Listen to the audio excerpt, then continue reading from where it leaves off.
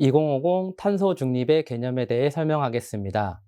탄소 중립은 재생에너지 등을 늘려서 이산화탄소의 배출량을 최대한 줄이고 남은 이산화탄소까지 모두 상쇄해 실질적인 배출량이 0이 되는 개념입니다. 2050 탄소 중립에서 2050은 2050년은 탄소 배출량이 0이 되는 시간적인 목표를 가리킵니다. 보통 인간이 감내할 수 있는 지구의 한계 상승 온도를 2도로 설정합니다. 이 이상 온도가 상승할 경우 폭염과 한파 등 감당할 수 없는 자연재해가 발생할 것으로 예측합니다. 반면 지구 온도 상승을 이보다 0.5도 낮은 1.5도로 제한하면 생물 다양성, 건강, 생계 등 위험이 크게 감소할 것으로 예상합니다. 산업화 이전 대비 지구 온도 상승을 바로 1.5도로 억제하기 위해서 전 지구적으로 2050년 탄소 배출량이 0이 되는 탄소 중립 사회로의 전환이 필요하다는 의미입니다. 탄소 중립이 전 지구적 과제인 만큼 우리나라를 비롯한 많은 나라들이 탄소 중립에 적극 참여 중입니다. 첫째, 깨끗하게 생산된 전기 수소를 산업, 수송, 건물 등 모든 부문 이용에 확대하고, 둘째, 그린 리모델링, 제로 에너지 빌딩 등 디지털 기술과 연계해 에너지 효율을 향상시키며, 셋째, 이산화탄소, 포집, 저장, 활용 등 탈탄소 미래 기술을 개발하고, 넷째, 재활용, 재사용을 최대화해 지속 가능한 순환 경제 체계를 만들고, 마지막으로 산림, 갯벌, 습지 등 자연의 탄소 흡수 기능을 강화하는 등 5가지를 기본 방향으로 정하고 적극 추진하고 있습니다. 2050 탄소 중립 시나리오 및 추진 전략을 살펴보겠습니다. 2050 탄소 중립 추진 전략을 발표함과 동시에 부문별 세부 전략 마련을 위한 밑그림으로 2050 탄소 중립 시나리오 마련 계획을 발표하였습니다. 2050 탄소 중립 시나리오 주요 내용 중 부문별 추진 전략으로 전환, 산업, 건물, 수송, 농축수산, 폐기물, 수소, 흡수원 부분으로 나눌 수 있습니다. 이 중 친환경 농산물 및 친환경 급식과 관련되어 있는 농축수산 부분에 대해 자세하게 살펴보겠습니다. 농축수산 부분 현황입니다. 농축수산 부분의 온실가스 배출량은 2018년 기준 2,473만 톤으로 국가 전체 배출량의 3.4% 수준입니다. 농축수산 부분의 경우 대부분의 온실가스 배출이 식량 생산 과정의 생물학적 요인에 기인하는 만큼 근본적으로 온실가스 배출을 완전히 제거하는 것은 불가능하지만 배출량을 저감시킬 수단과 기술은 다양하게 존재합니다. 2050년까지 농축수산 분야 온실가스 배출량을 2018년 2,473만 톤에서 38% 감축한 1,545만 톤 수준으로 목표를 수립하였습니다. 탄소 중립 달성을 위한 농축수산 추진 전략을 살펴보겠습니다. 첫 번째, 탄소 중립 농업의 기반을 마련하기 위해서 데이터, 네트워크, AI에 기초한 정밀 농업과 환경 친화적 농업을 확산합니다. 두 번째, 저투입 농업 구조를 토대로 벼 재배 및 가축 사육 등 생산 과정, 유통 소비 분야에서 발생하는 온실가스를 최대한 감축합니다. 세 번째, 농업 농촌의 주택, 생산 및 유통시설의 에너지 전환을 통해 화석연료를 절감하고 재생에너지를 확대합니다. 네 번째, 쌀 등 주요 품목의 빅데이터를 기반으로 스마트 농업 표준 모델을 개발하여 농가에 보급합니다. 다섯 번째, 2050년까지 친환경 농업 면적을 전체 경지 면적의 30%까지 확대합니다. 여섯 번째, 학교 급식, 로컬 매장, 대형 유통업체, 온라인 마켓 등을 중심으로 친환경 농산물의 판로를 확대합니다. 일곱 번째, 바이오차 투입, 경운 채소화 및 피복 작물 식재 등을 통해 토양의 탄소 저장 능력을 확대합니다.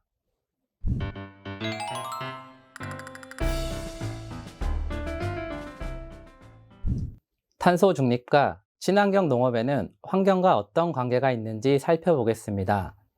먼저, 친환경 농업이란 생물의 다양성 증진, 토양에서의 생물적 순환과 활동 촉진, 농업 생태계를 건강하게 보존하기 위하여 건강한 환경에서 농수산물을 생산하는 산업을 말합니다.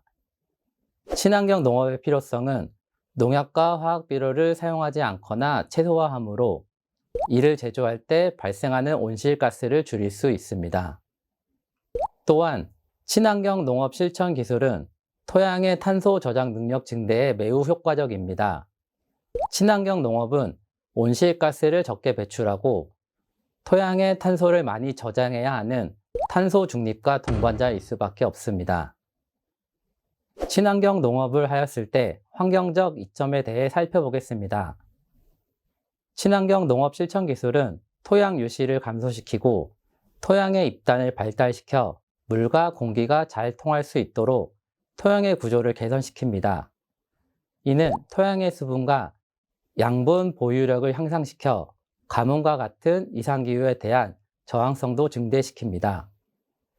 일반 농업 대비 평균적으로 생물종은 30%, 개체수는 50%가량 증가시킵니다. 해충 및 비해충 곤충상은 유사하지만 조류, 천적 곤충, 거미, 토양생물과 식물상이 증가합니다.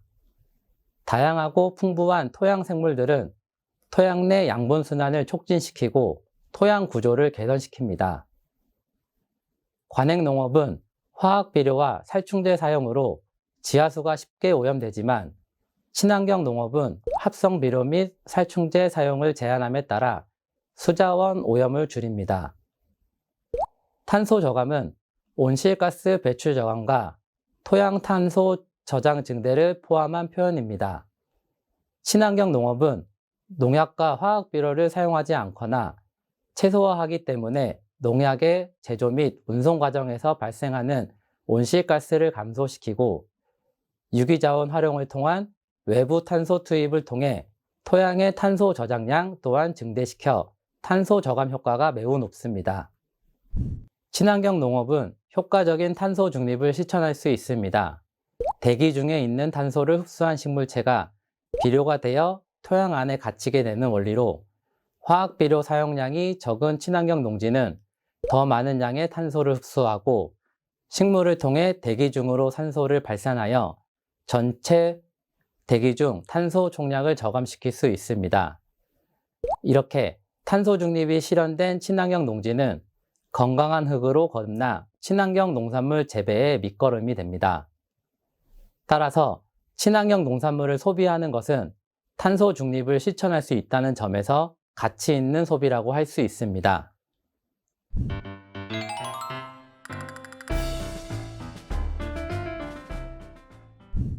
정부의 2050 탄소 중립 구상에 맞춰 학교 현장에서는 온실가스의 배출량을 줄일 수 있는 친환경 농산물을 학교 급식에 사용하여 저탄소 친환경 급식으로의 운영이 필요합니다. 친환경 농산물이란 합성 농약, 화학비료 및 항생항균제 등 화학 자재를 사용하지 않거나 사용을 최소화하고 농업, 축산업, 임업 부산물 등 재활용을 통하여 농업 생태계와 환경을 유지 보존하면서 생산된 농산물을 말합니다.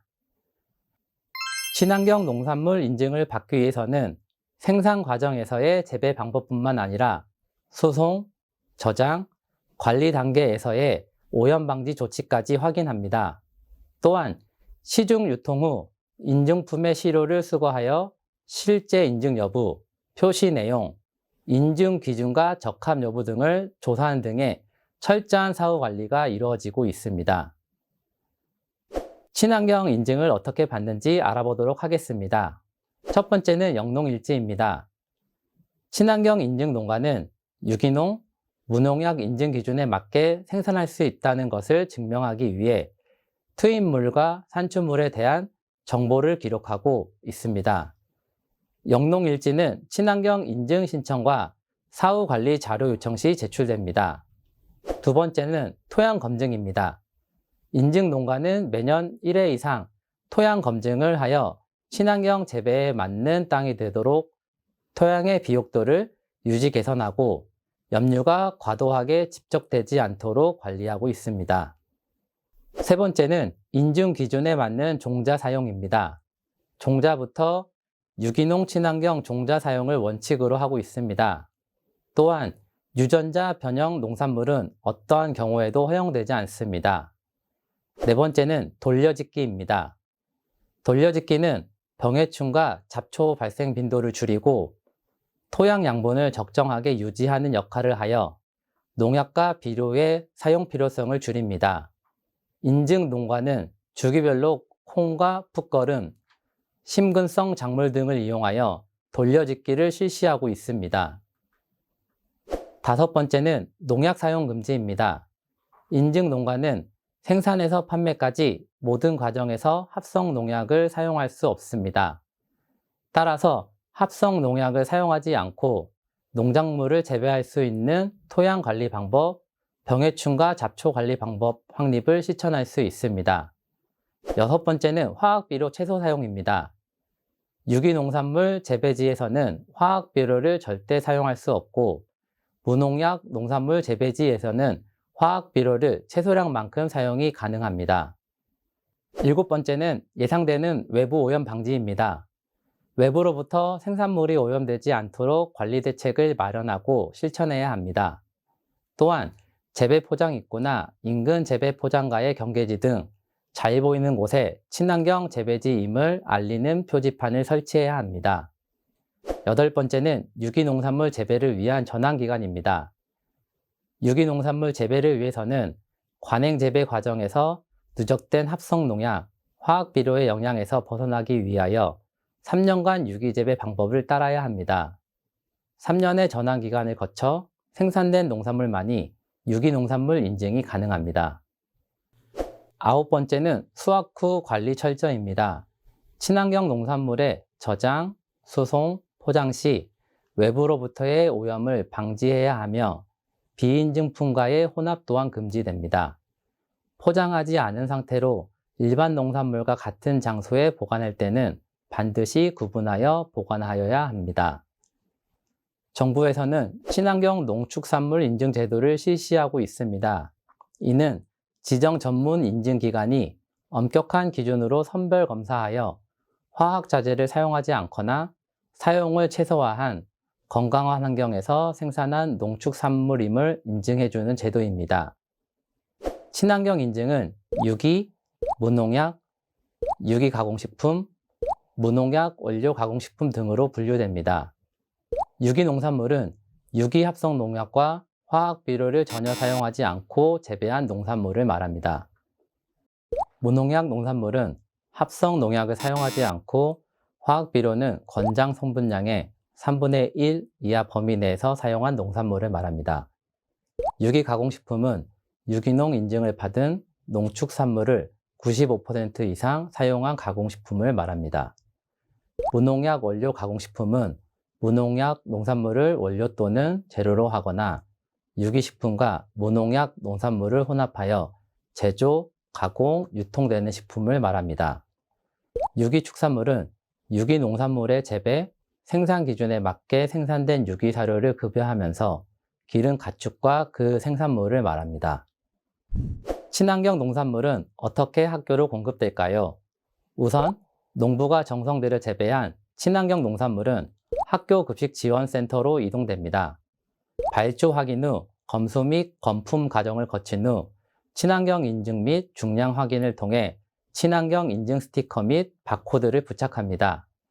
안전성 검사를 비롯한 소분 작업이 이루어지고 상품이 안전하게 배송될 수 있도록 포장합니다. 이후 학교로 배송되어 신선한 친환경 농산물로 조리가 시작됩니다. 친환경 농산물은 일반 농산물과는 달리 별도의 품위 기준이 없습니다. 더 건강하고 더 지속 가능한 농업을 지향하는 친환경 농업에서는 농산물의 품위를 단순히 크기로 구분하지 않습니다. 친환경 농산물을 일반 농산물의 품위 기준에 맞추다 보면 많은 친환경 농산물이 버려질 수 있습니다. 실제로 학교 급식에 공급된 친환경 농산물들이 일반 농산물보다 모양이 일정하지 않거나 색깔이 좋지 않다는 이유로 반품되어 폐기되는 사례가 다수 발생하고 있습니다.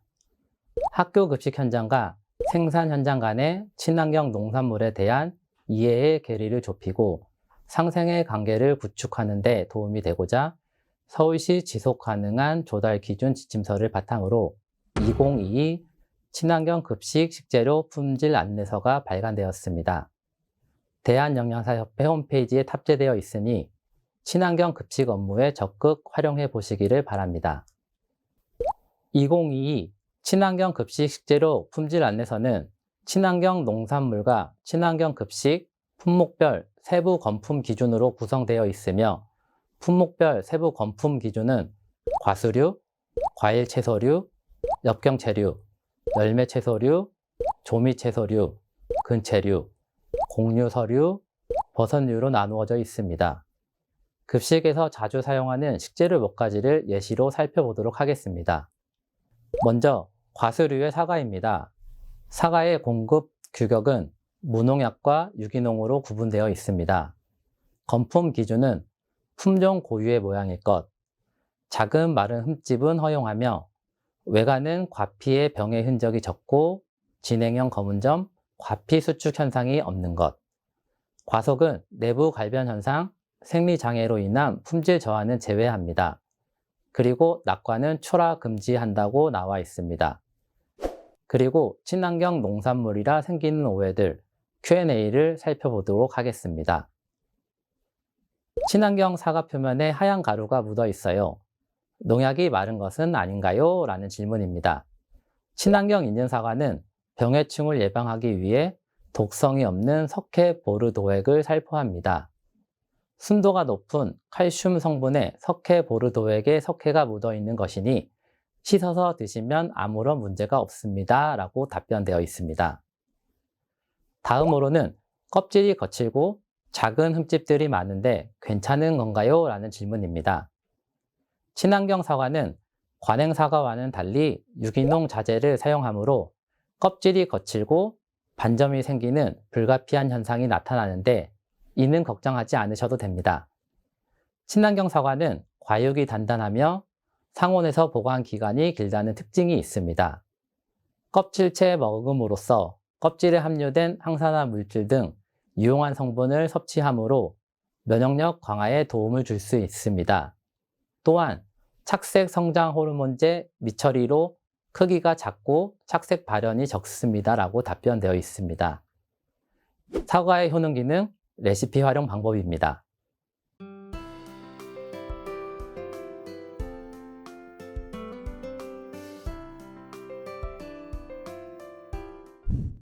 다음은 과일 채소류의 방울토마토입니다.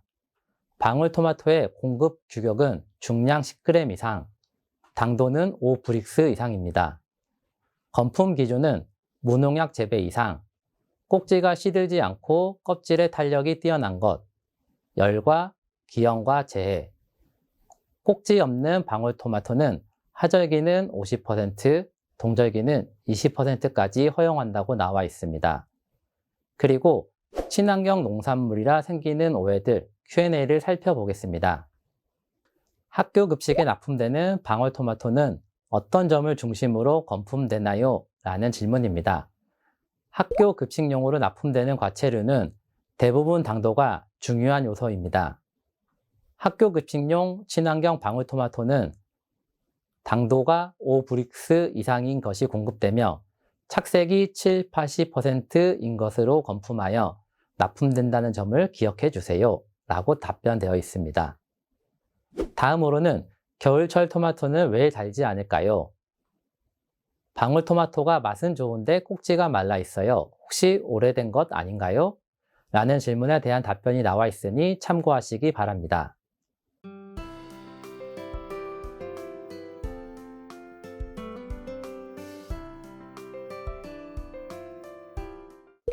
방울토마토의 효능 기능, 레시피 활용 방법입니다.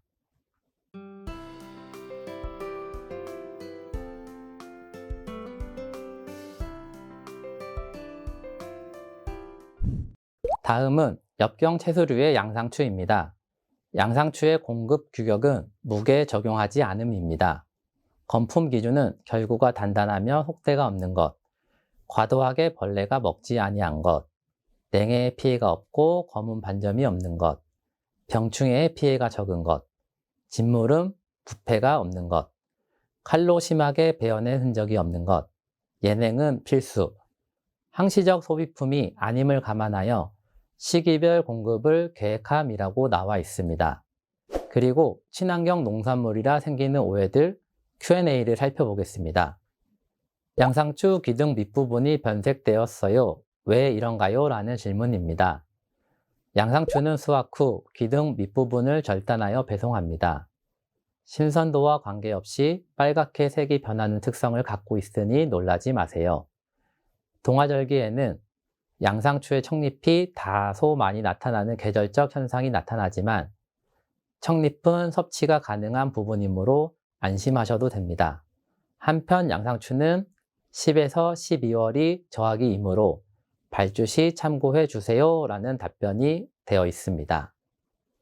양상추의 효능 기능, 레시피 활용 방법입니다.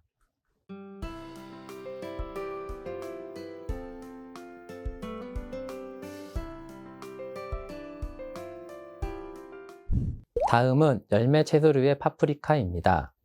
파프리카의 공급 규격은 중량 개당 100g 이상이며 크기 및 품위당 단가 구분이 가능합니다. 건품 기준은 꼭지가 시들지 않고 껍질의 탄력이 뛰어난 것, 기형과 병가 제외, 착색이 양호한 것, 흠집이 없고 상처가 없는 것, 너무 작지 아니한 것, 절단하였을 때 씨가 검지 아니한 것, 표면 얼룩을 허용한다고 나와 있습니다. 그리고 친환경 농산물이라 생기는 오해들 Q&A를 살펴보겠습니다. 파프리카 표면에 얼룩이 있어요. 농약이 그대로 남아있는 건 아닌가요? 라는 질문입니다. 친환경 인증 파프리카는 병해충 예방과 생육 활성화를 위해 친환경 약재나 액비들을 식물에 입해 직접 공급합니다. 친환경 인증 파프리카 표면 얼룩은 액비 등이 빨리 마르지 않고 표면에 남아있는 경우입니다. 씻어서 드시는데 아무런 문제가 없습니다. 라고 답변되어 있습니다. 다음으로는 파프리카 등에 하얀 줄처럼 크랙이 보이는데 이게 뭔가요? 파프리카 착색이 고르지 않은데 왜 이런가요? 라는 질문에 답변이 있으니 참고하시기 바랍니다.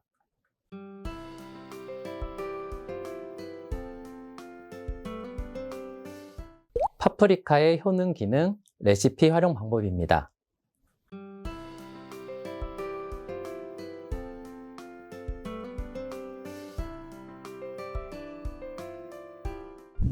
다음은 공유 서류의 쌀입니다. 양곡 표시제와 쌀 등급 기준입니다. 어떤 쌀을 골라야 아이들에게 맛있고 좋은 쌀을 공급할 수 있을지에 대한 내용이 나와 있습니다. 쌀 포장지 품질 표시사항을 읽을 때에는 품종, 단백질 함량, 생산 연도, 등급, 도정 연월일을 확인하시면 됩니다.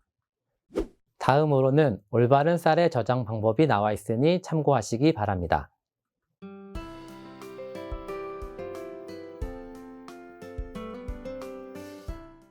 쌀의 효능 기능, 레시피 활용 방법입니다.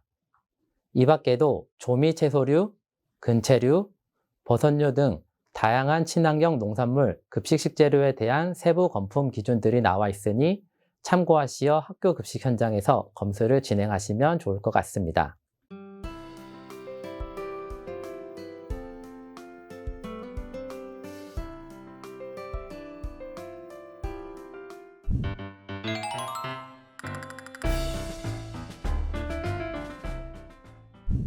마지막으로 친환경 농식품을 활용한 저탄소 친환경 급식 사례를 소개해 드리겠습니다. 영양교사, 영양사 여러분께서는 급식 운영 시 참고하셔서 친환경 급식을 확대 운영하고 급식과 연계한 미래세대 친환경 농식품 교육을 적극 추진해 주시기 바랍니다. 먼저 친환경, 지역 식재료, non-GMO 농산물을 원료로 한 장류 및 가공품, GAP, 햇섭 인증품 등 안전하고 우수한 저탄소 식재료를 사용하여 저탄소 채식의 날을 실천하고 있습니다.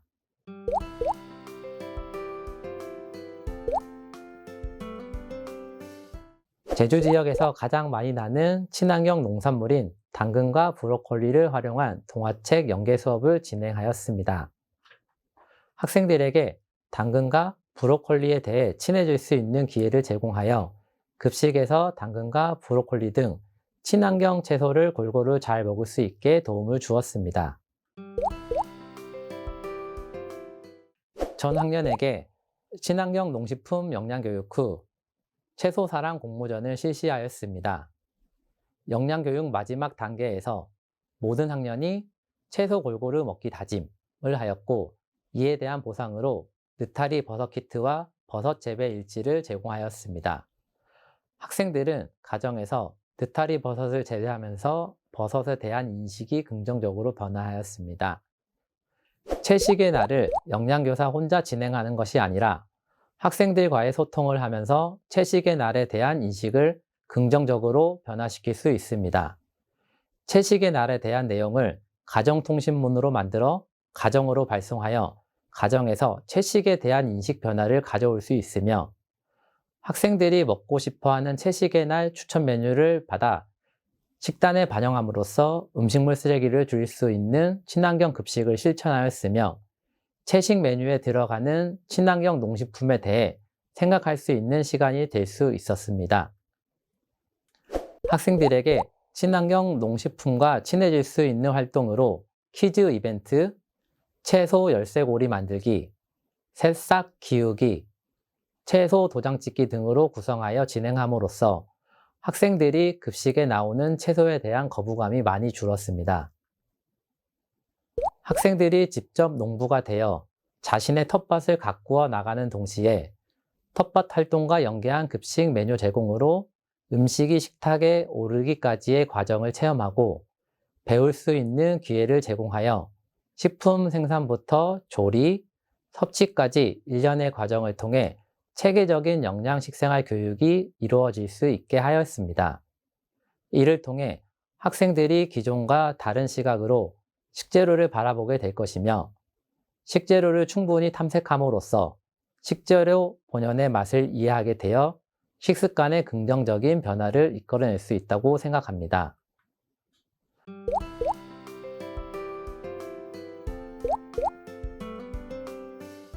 학생들이 텃밭에서 재배한 상추, 감자, 열무를 사용하여 급식 메뉴에 반영함으로써 채소에 대한 친밀감이 조성되어 채소 섭취 증가에 효과가 생겼으며, 채식 및 음식물 쓰레기 저감화 등의 생태 환경 교육까지 연계할 수 있었습니다. 학부모들 대상으로 연 1에서 2회 친환경 급식 공개 날을 운영하고 있습니다. 제주산 친환경 농산물을 학교 급식에 적극 활용한 식단 제공 및 홍보를 통하여 학부모와 지역사회의 친환경 농산물 및 친환경 급식에 대한 관심과 이해를 증진시킬 수 있는 행사입니다. 또한 친환경 인증 제도에 대한 내용 안내를 통해 친환경 농식품을 선택할 수 있도록 도움을 줄 수 있습니다. 이상으로 2050 탄소 중립 및 추진 전략, 탄소 중립과 친환경 농업과의 관계, 친환경 급식 식재료 품질 안내서, 친환경 농식품을 활용한 저탄소 친환경 급식 사례에 대해 알아보았습니다. 본 교육을 계기로 친환경 농식품을 활용한 탄소 중립 단체 급식 실천 및 친환경 식생활 교육을 통해 친환경 농업의 환경 보존 가치 확산 및 친환경 농산물 소비 촉진에 기여할 수 있도록 함께 노력해 나아가기를 바랍니다.